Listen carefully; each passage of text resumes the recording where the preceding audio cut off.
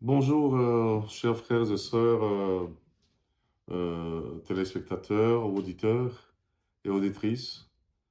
Je profite de cette occasion de Nouvel An pour souhaiter à chacun et à chacune de vous une très bonne et heureuse année 2026, une année bénie de Dieu, que cette année soit pour chacun, chacune de vous un rendez-vous avec Dieu et que vous puissiez vivre pleinement le cœur de Dieu dans la joie, dans la paix, dans l'assurance en Jésus-Christ.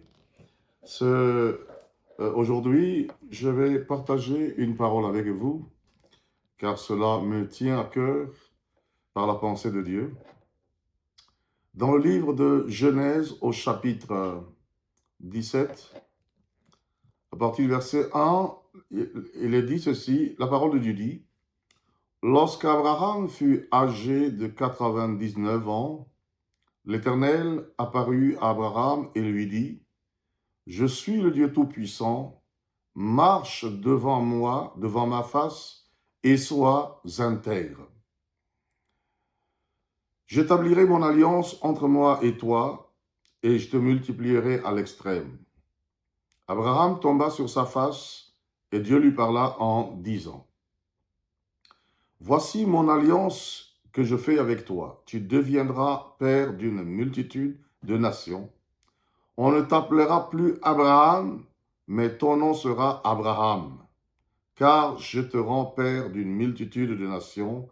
Je te rendrai fécond à l'extrême, je ferai de toi des nations et des rois sortiront de toi. » Je vais m'arrêter juste ici pour commencer à dire une chose. Le but de la pensée de Dieu que je vais transmettre est Dieu a appelé un homme.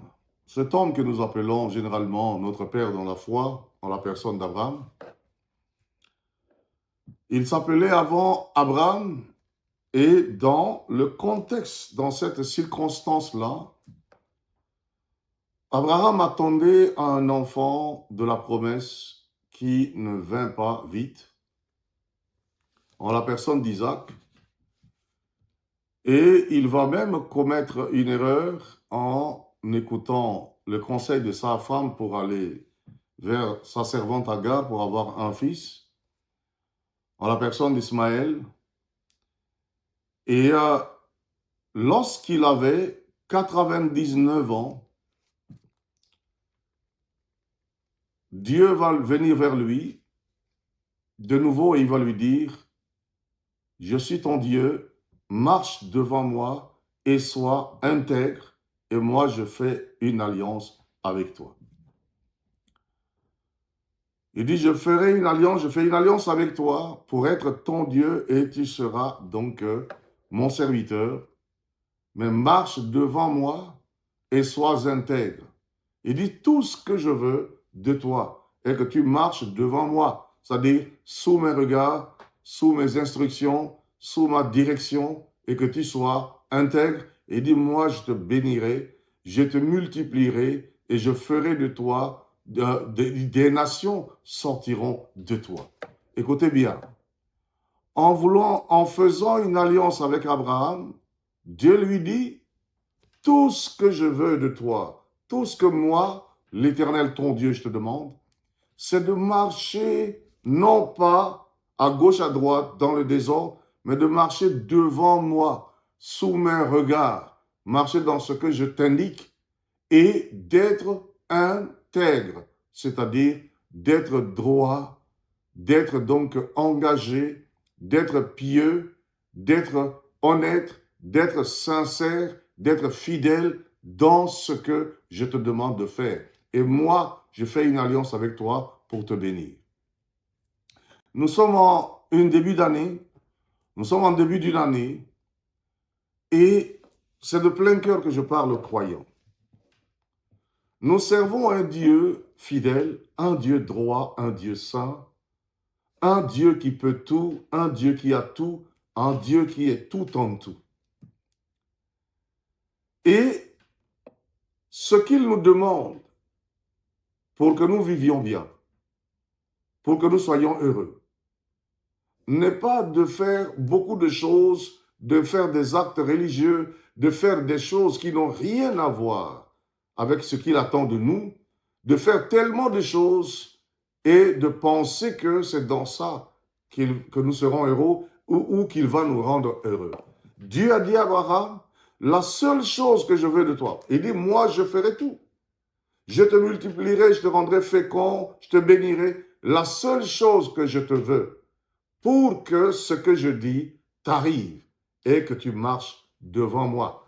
Aujourd'hui, je peux dire, tu marches selon ma parole, tu marches selon mes commandements, tu marches selon mes directives, tu marches selon le Saint-Esprit, ce que je te dis, et dis-moi, je fais une alliance avec toi, je te bénirai, je te multiplierai. Je voudrais parler, j'ai pris la parole pour m'adresser en ce début d'année aux croyants parce que vaut mieux prévenir que guérir.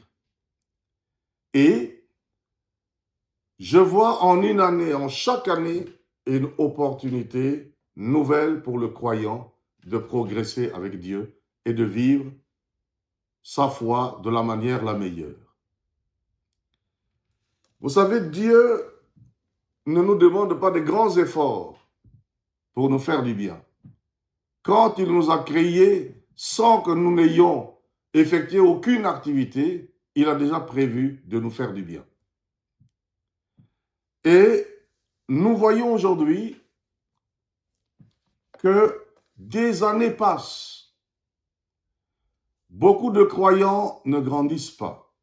Beaucoup de croyants n'évoluent pas. Beaucoup de gens qui viennent dans les églises semblent vivre les mêmes choses d'année en année, semblent tourner en rond, et cela a une cause. La cause est que beaucoup de gens confondent les hommes et Dieu.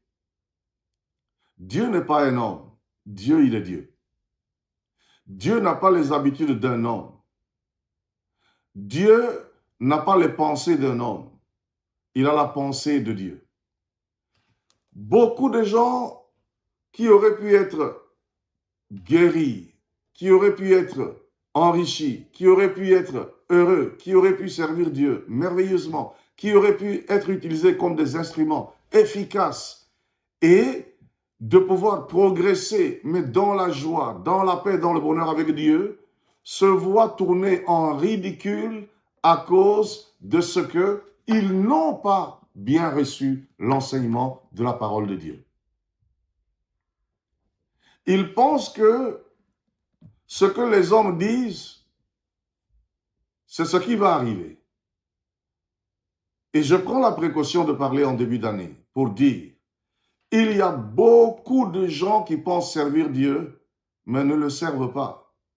Ils pensent que ce qu'ils font est de Dieu, ou ce qu'ils font plaît à Dieu, ou ce qu'ils font glorifie Dieu, mais ils font tout à fait le contraire, qui milite contre leur bien.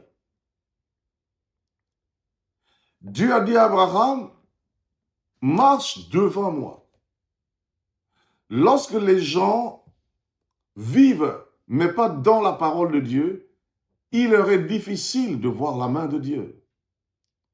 Nous voyons qu'il y a beaucoup d'églises, beaucoup de lieux de rassemblement, mais au lieu de regarder qu'il y a une progression dans la spiritualité, une progression dans la manifestation des œuvres de foi, nous voyons le contraire.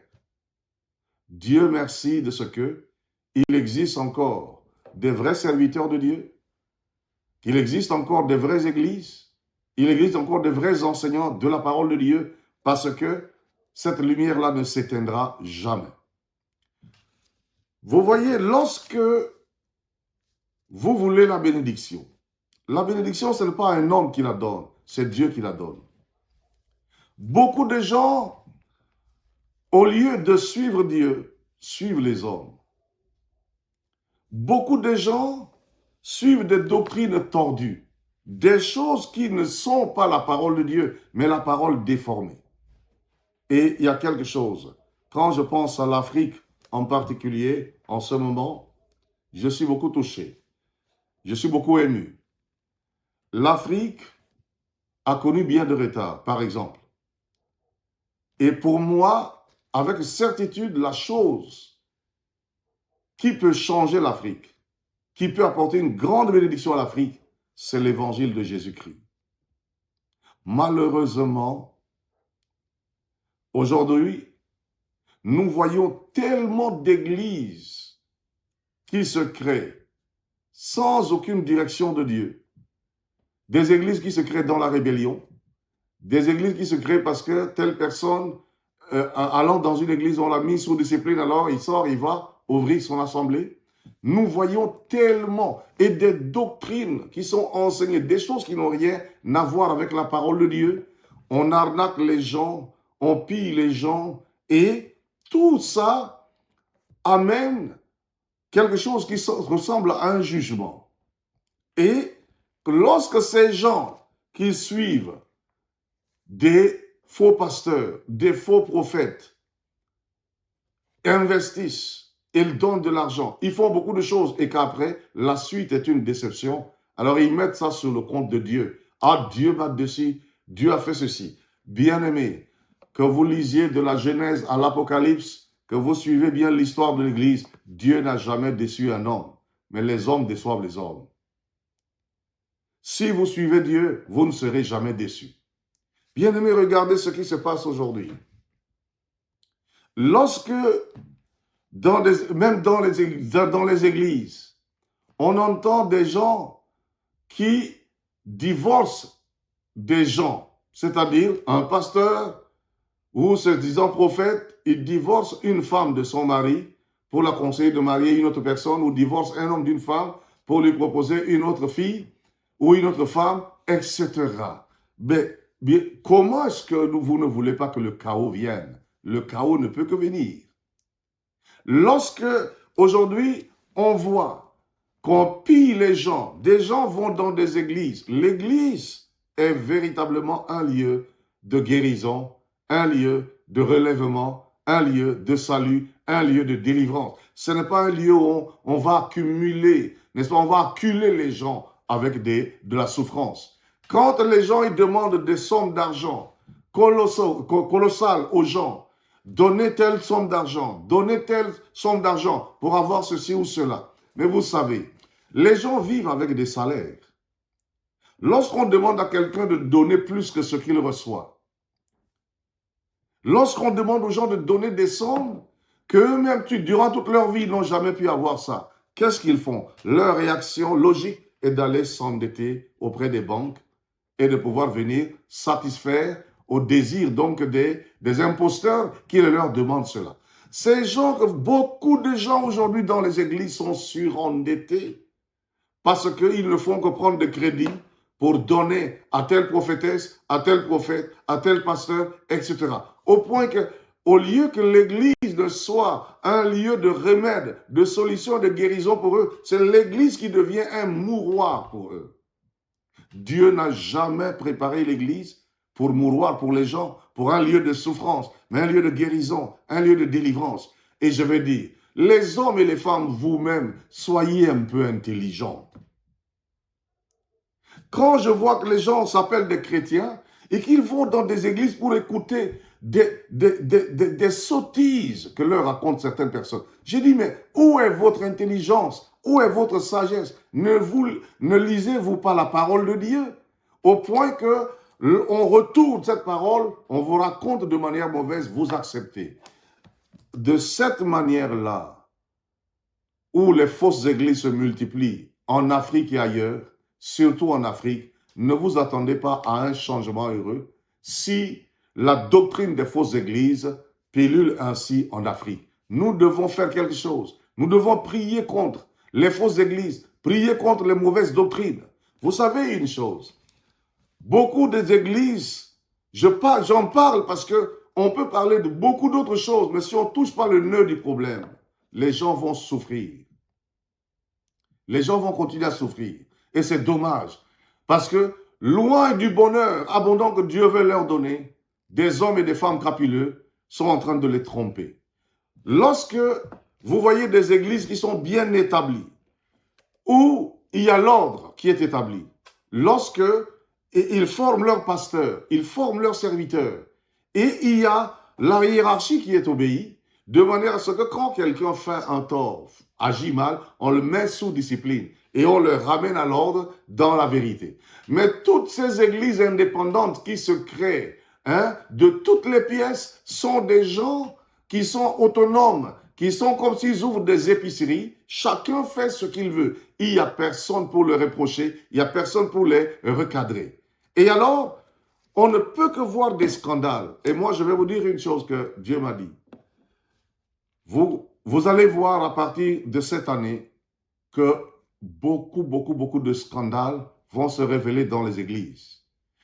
Si vous retenez bien l'histoire, il y a une trentaine d'années, les fausses églises ont commencé à se multiplier. Dieu est patient. Mais Dieu m'a donné une pensée comme quoi le moment est venu, à cause de la prière des saints, il va faire un nettoyage. Et toutes les fausses églises, les imposteurs qui trompent les gens, ils vont vivre un certain châtiment, un certain jugement. Il y aura des scandales dont vous n'aurez jamais imaginé si cela n'arrivait pas et qui vont se passer. Et Dieu va ainsi visiter l'Église. Dieu va ainsi restaurer l'Église de manière à ce que les gens ne continuent pas à se perdre, mais qu'ils soient sauvés. Vous écoutez aujourd'hui des scandales qui se passent partout. Et il y a des gens véreux qui continuent de soutenir ces manœuvres, macabres, impudiques. Quand on parle des pasteurs qui vivent dans les adultères, l'impudicité, mais qui vivent dans des orgies à répétition, et on écoute certaines personnes dire « Ah, mais c'est parce qu'ils sont élevés en puissance, ils sont élevés en ceci, qu'ils sont beaucoup attaqués. » Mais c'est un pur mensonge. Ça, c'est une défense, une apologie du banditisme, des bandits dans les églises. Je vais vous dire une chose. Lorsque quelqu'un tombe dans un péché, un serviteur de Dieu, il tombe dans un mal une fois, ou il tombe deux fois, il se relève. Il n'y tombe plus. C'est un serviteur de Dieu. Parce que il est tombé, il s'est relevé, il a pris la leçon. Et par rapport à la vocation qu'il a, l'excellence de la vocation qu'il a, il ne veut plus retomber là-dedans. Et alors on dit, le juste était tombé, il s'est relevé.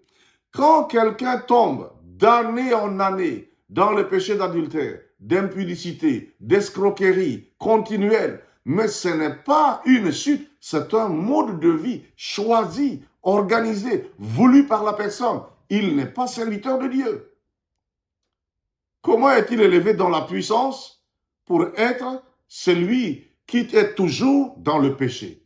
Est-on dans la puissance pour vivre toujours dans le péché? La puissance de Dieu ne nous a-t-elle pas été donnée pour être plus forts? Alors, arrêtez d'endormir les gens.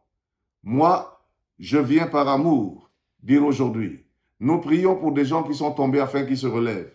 Nous prions pour les faibles afin qu'ils deviennent forts. Mais je prie et je plaide que beaucoup de chrétiens aient les yeux ouverts en 2026, qu'ils ne suivent plus les faux, qu'ils ne suivent plus ce qui va causer leur tort, leur mort, leur destruction, mais qu'ils suivent Dieu. Dieu a dit à Abraham, marche devant moi, marche dans ma parole, marche dans mes préceptes, et moi je fais une alliance avec toi, et je te bénirai. Et lorsque nous voyons que des autorités se lèvent dans certains pays pour fermer certaines églises, nous nous plaignons. Mais ces autorités sont intelligentes. Ces autorités, selon le livre de Romains 13, sont aussi des serviteurs de Dieu portant le bâton pour corriger, pour apporter de la correction. Lorsque l'évangile n'apporte pas l'ouverture, la bonne vie, les bonnes mœurs, le salut, la délivrance, pour que les gens vivent de manière normale, en développant leur pays, en participant à sa prospérité, mais qu'on annonce des doctrines qui détruisent le pays, qui endormissent les gens, qui endorment les gens, et qui font que les gens ont une vie plus mauvaise que ce qu'ils étaient avant. Mais les États les autorités ont raison de fermer ces églises-là. Ma prière, pour toi qui m'entends, ne perds pas du temps en 2026. Marche selon Dieu. Ne suis pas ce qui ne vient pas de Dieu. Marche devant Dieu. Dieu marchera dans l'alliance qu'il a avec toi. Et tu seras un homme heureux. Tu vas grandir dans la foi. Et tu feras beaucoup de choses. Là, aux serviteurs de Dieu ou à ceux qui t'ensemble, qui ont même quelquefois des difficultés, je les encourage en disant, continuez, si vous marchez sous les regards de Dieu, vous relèverez la tête. Dieu vous bénira. Aux rebelles, aux imposteurs qui arnaquent les gens et qui trompent les gens, rappelez-vous d'une chose, ce qu'un homme sème, il va le récolter. Vous pensez que les hommes ne vous voient pas, vous pensez que Dieu ne vous voit pas, et vous faites des choses, vous égarez des multitudes. Arrêtez d'égarer les multitudes, parce que le jugement de Dieu peut venir. Que la bénédiction soit sur le peuple de Dieu, et que chaque croyant, chaque chrétien profite énormément de la grâce de Dieu, de la bénédiction de Dieu, de la lumière de Dieu, de la bonne parole de Dieu, pour être elle lui-même une bénédiction et pour grandir en toutes choses. Que Dieu vous bénisse, car il a pour vous un futur meilleur. Au nom de Jésus-Christ, je vous aime bien. À bientôt.